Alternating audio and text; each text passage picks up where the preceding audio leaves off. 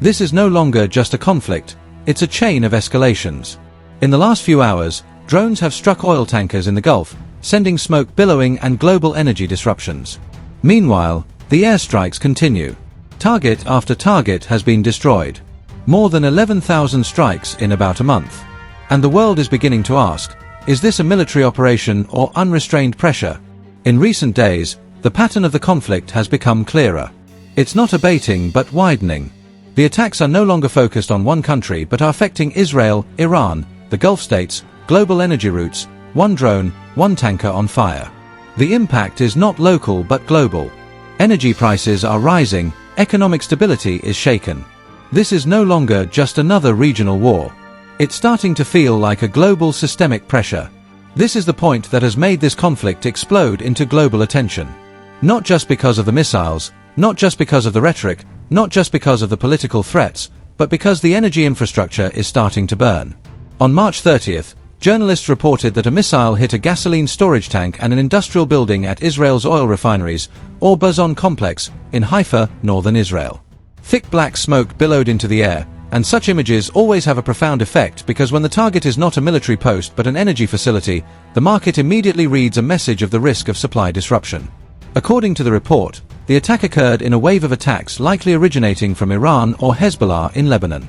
Although the exact source has not been finally confirmed, journalists also noted that there were no casualties, only major production facilities were severely damaged. This means that the attack disrupted Israel's fuel supply. But on a geopolitical level, the significance is far greater. Because the strategic message was clear, Iran and its allies wanted to demonstrate that they could still reach the heart of Israel's economy. And that is crucial because in modern warfare, sometimes the most valuable targets are not bases but the systems that keep the state running. Then the phase changed. Iran began using Sejal, Khorramshahr, Hajj Qasem, Fattah. These were no ordinary missiles. This symbolized the conflict's escalation. However, it is important to understand that the use of large missiles does not always mean civilian targets. The primary targets remain military, energy infrastructure, and strategic. But the impact is unavoidable because modern warfare is never completely sterile. On the other hand, Israel and the United States did not stop. The attacks continue, targets increase, operations expand, and reports even indicate thousands of targets have been hit in a short time. And one thing analysts are beginning to question is whether this is a defensive strategy or maximum pressure. Because as attacks escalate, targets expand, and diplomatic channels weaken, what's happening isn't stabilization but escalation. There's a major shift in this war. It's not just who's attacking whom, but the very nature of the battlefield has transformed. What started as tit-for-tat responses has evolved into a multi-front confrontation involving hypersonic capabilities, drone swarms, and precision strikes that challenge even the most advanced air defense systems. Let's break this down step by step to understand the full picture. First, consider Iran's latest technological leap with the Fattah 2. This hypersonic missile represents a significant advancement in Tehran's arsenal.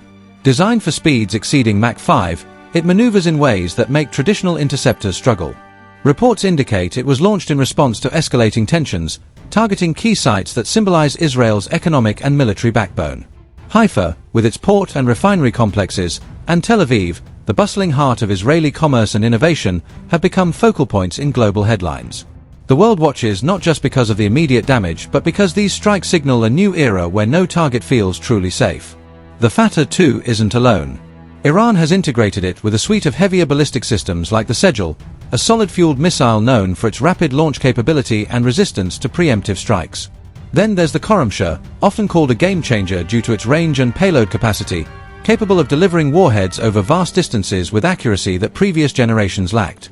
And the Hajj Qasem, named after a revered figure in Iranian military circles, adds another layer of symbolic and tactical weight.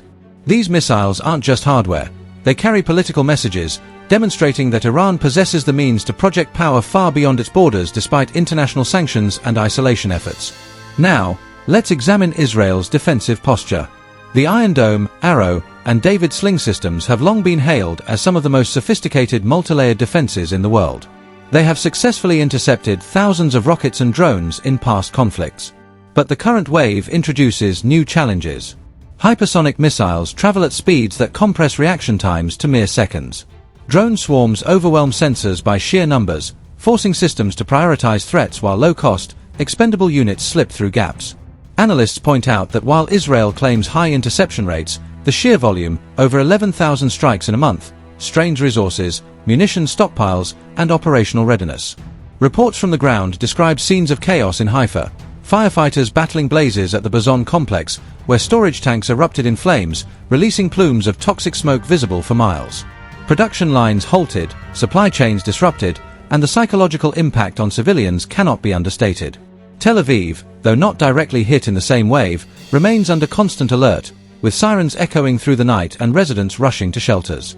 This isn't abstract strategy, it's real people facing uncertainty in their daily lives. On the other side, the United States and its allies have ramped up involvement.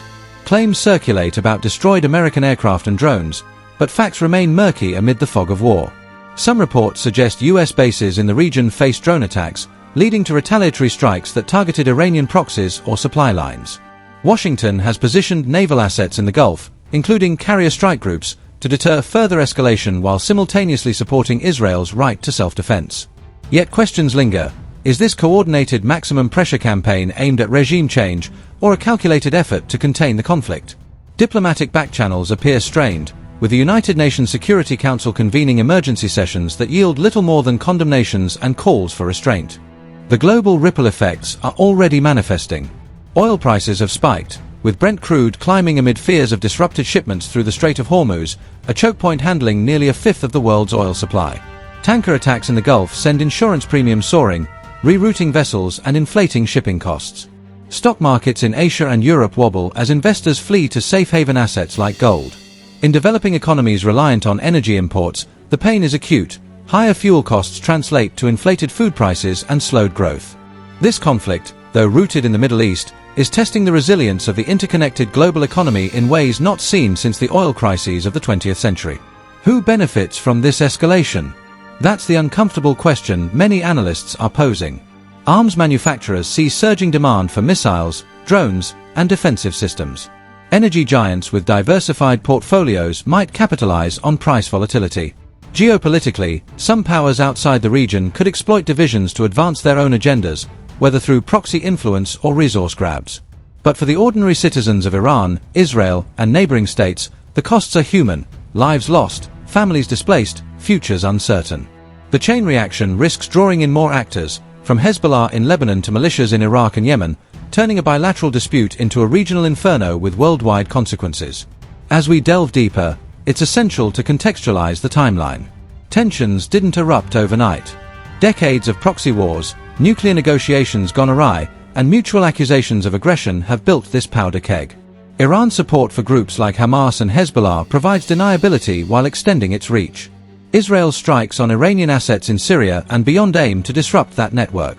The United States, as a key ally, supplies intelligence, munitions, and diplomatic cover, yet domestic politics in Washington influence the level of commitment. Recent US elections and shifting public opinion add another layer of complexity to decision-making. Technologically, the Fattah 2 launch marks a milestone. Hypersonic glide vehicles evade radar by flying low and fast, combining speed with unpredictability. Experts compare it to similar systems developed by Russia and China, suggesting a proliferation of advanced weaponry that could reshape future battlefields. Iran claims indigenous development, a point of national pride amid sanctions, though intelligence reports hint at technology transfers that complicate the narrative. Regardless, its deployment forces adversaries to rethink strategies, investing billions in countermeasures that may or may not prove effective in real-time combat. Economically, the damage extends beyond immediate targets. Israel's tech sector, a cornerstone of its economy, faces disruptions from heightened security alerts that slow innovation and investment. Tourism, already fragile post-pandemic, evaporates as travel advisories multiply. In Iran, the civilian population endures sanctions compounded by war, with inflation eroding purchasing power and basic goods becoming scarce. The Gulf states, caught in the middle, balance alliances with the US and economic ties to Asia, navigating a tightrope of neutrality while protecting their own oil infrastructure. Looking ahead, the trajectory remains uncertain. Will this remain a contained exchange of strikes, or will it spiral into full-scale war involving ground operations or naval blockades? Diplomatic efforts by mediators like Qatar or Turkey offer slim hopes for de-escalation, but trust is in short supply. International organizations monitor for humanitarian crises, with aid convoys preparing for potential refugee surges. Meanwhile, cyber operations, hacking critical infrastructure, disrupting communications, add an invisible dimension to the conflict, where attribution is difficult and retaliation swift. The human element deserves emphasis. Families in Haifa huddle in basements as alerts sound. Young soldiers on both sides operate complex systems under immense pressure. Journalists risk their lives to bring unfiltered reports to the world. In this age of instant information, misinformation spreads as fast as missiles fly, fueling propaganda on all sides. Reliable sources become crucial, urging viewers to cross-check claims from multiple outlets rather than accepting single narratives. Ultimately, this video seeks not to assign blame but to illuminate the interconnected threads of power, technology, and economics shaping our world. The launch of Fattah 2 and the spotlight on Haifa and Tel Aviv are symptoms of deeper tensions that have simmered for years. As global energy routes tremble and economies feel the strain, the question echoes, where do we go from here? Is diplomacy still viable, or has the cycle of escalation locked nations into a path of irreversible confrontation? The coming days will reveal more as satellite imagery, intelligence leaks, and official statements paint a clearer picture. Markets will react, alliances will shift, and ordinary people will bear the brunt. For now, the world holds its breath, watching smoke rise over Haifa and wondering if Tel Aviv's lights will dim next. This is a moment that demands clear-eyed analysis, free from bias, focused on facts and potential paths forward. History teaches us that unchecked escalations rarely end well, yet hope persists that cooler heads might prevail before the chain reaction consumes more than anyone intended. In closing, the situation in the Middle East in early April 2026 underscores the fragility of peace in an era of advanced weaponry and global interdependence. Iran's bold use of systems like the Fattah 2 has captured international attention, highlighting vulnerabilities in even the strongest defenses. As strikes continue and economies waver, the stakes extend far beyond the battlefield. Understanding these dynamics is key to grasping the broader implications for stability, security, and prosperity worldwide. The narrative unfolds in real time, and its next chapters will depend on decisions made in capitals from Tehran to Jerusalem, Washington to Beijing.